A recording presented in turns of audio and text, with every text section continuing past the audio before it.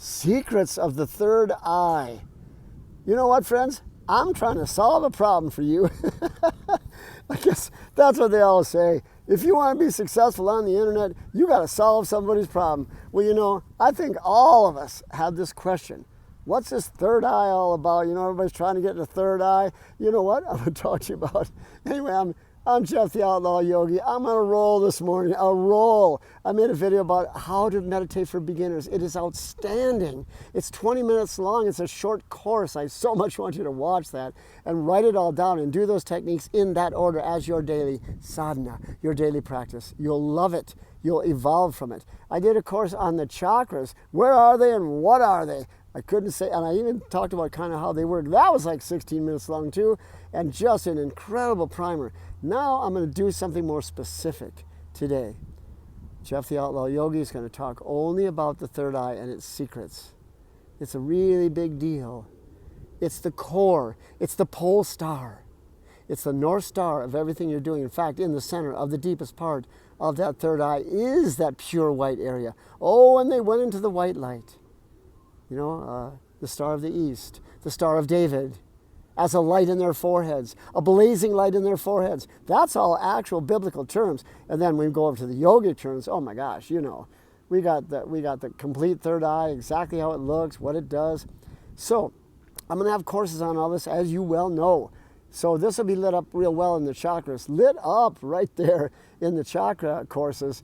But I'm going to tell you right now, why not give it to you now too?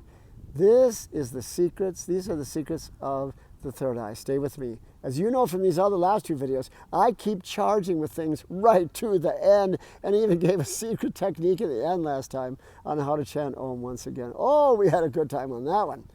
Let's look at this third eye. Let's look at it. Why not? Let's close our eyes. Raise our gaze just to the place where the eyebrows would meet. Right there. Now let's perceive this circle in your forehead a couple inches around or less. No edges on it. It's just an area you perceive. It makes no difference what color it is or what it's doing, because you're just going to look in the center of it. You know, we're starting at the end.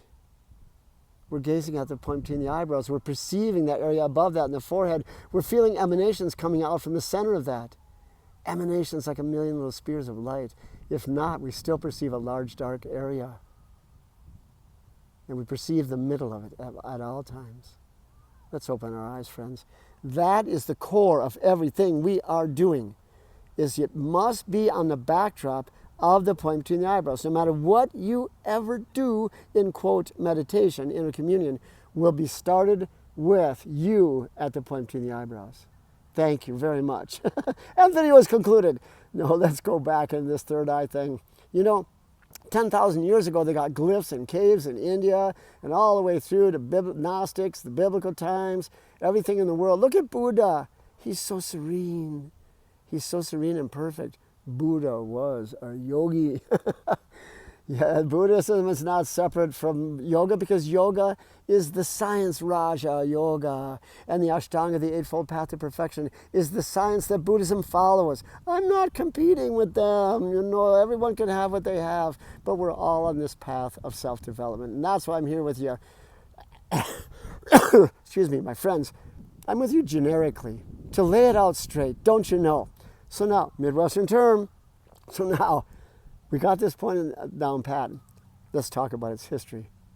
So way back 10,000 years ago, how did this all start? My gosh, I got a video. And it's on another channel, a feeder channel called Deep Yoga Jeff. But it's how did it all start? And it's how the adepts from the quietest areas on earth, that would be the deserts of Australia, the outback. Have you ever been in the desert? I stopped my car once in a back road in Utah, and I got out of the car, and as far as you could see in either direction, there was nothing coming. I got out of the car and I stood over by the gravel on the edge of the road, and I walked into the desert just a few feet, and there was nothing. And the sounds of silence. Anyway, there was no sound.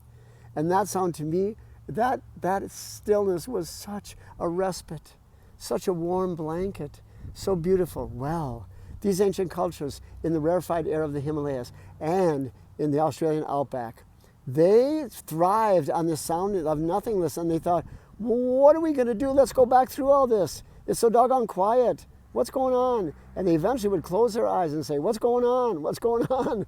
And I'm just going to go back and listen to nothing. Finally, they hear the sounds of blood rushing in their body, the sounds of little things, the tinnitus in your ears. But finally, you start to hear the Om sound. Finally, your gaze is naturally drawn up. It was naturally drawn up by the source and by the point between the eyebrows. If you believe in this stuff and really go deep enough with me, you will know there are three factors going on here. It's you. It's somebody helping you somewhere. Some saint, some master, somebody, maybe your relatives. Somebody's helping you. Some angels, somebody helps you. And then there's the overmind itself that is tuning in to what you put out. My gosh, that's like the internet algorithms, like YouTube. It tunes in to what you put out. And the more specific you are, the better it is. Oh my God, the secrets are just pouring out today, and everything is synchronizing. Yeah, so, what, we got a mini YouTube going on here? All right, anyway, we're going to get to that point between the eyebrows right now. We know where it is now. Oh yeah, sort of. We know the history of it.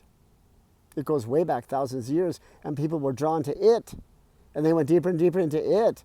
And then it comes all the way up to today, what we do. And every saint that ever existed in any clime anywhere was talking about something about the Star of David, the Star of the East, the blazing light in their forehead, the actual Agya chakra. Talking about that. Let's go deep now. This is what I finally laid out in another video just now that nobody knows on the internet, and y'all should, so let's doggone do it. The third eye is not just here. That is the North Pole. The South Pole is here at the medulla oblongata. That's where it is, the notch at the back of your head. You could take 3 fingers of both your hands and get in that notch below it, where the medulla actually is, between the 2 cords. That is where the intrinsic back muscles meet at the top of the lower brain skull, basically, where they insert there, initiate there. In that little notch there, you could rub with both hands, one over the other. 3 times one way, 1, 2, 3. 3 times the other way, 1, 2, 3. Big breath in and out. Stay at the point between the eyebrows now. Do it again. 1, 2, 3. The other way. 1, 2, 3. Big breath in and out. Now, ain't that pretty? That area from the medulla straight through at a 30-degree angle and right out at the 33-degree angle gives you a lock on how that third eye works. It works like that. The third eye doesn't come straight off your head on an angle or straight up. No. It keeps that 30-degree angle from the medulla and keeps moving right now and up. Aren't you learning the secrets today? This is really true. Try to find this stuff on the internet. Why am I doing this? I don't know, 50-year meditator lets it all out or whatever. I mean, I've been studying this stuff forever. And I taught it since the early 70s directly. So, I'm going to bring it to the internet. I'm going to bring it to you with all love. I want you to go forward with the highest possible information, okay? So in all of your meditation, you're going to be on the backdrop of the point between the eyebrows at all times. You're just going to lift the gaze slightly, and then you're going to perceive the circle in your forehead that has no direct edges on it. And you're going to look in the center of that, but you're not looking there. You're looking down here at the point between the eyebrows, but you are perceiving this area of the center of it being up here, kind of like this. It rests on that point. You're perceiving that, looking here, very simple. And then you'll go to my video on effective meditation for beginners. And from there, you begin at the third eye. And you move forward from there.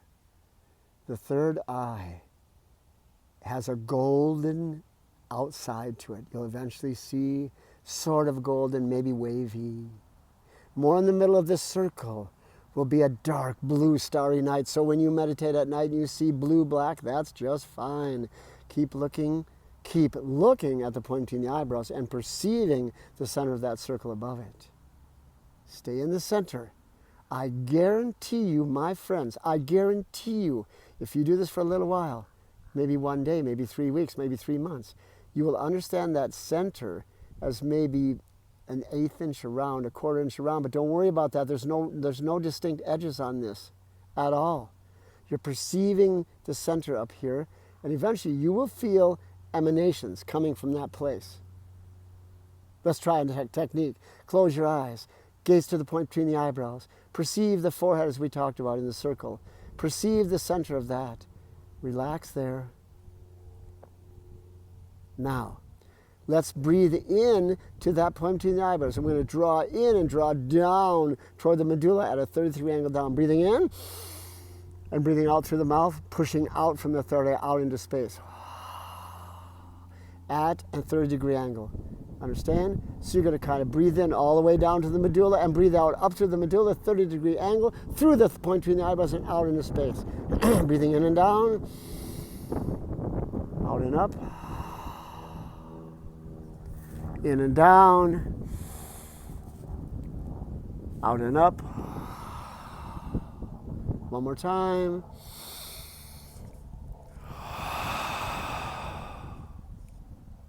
Just rest there now. Open the eyes gently. Ain't it nice to massage the point between the eyebrows? I got a lot of stuff like that to do there. You're going to like it, you know. There's many things you can do at the point between the eyebrows. I just want to enhance in this video that it is the pole star.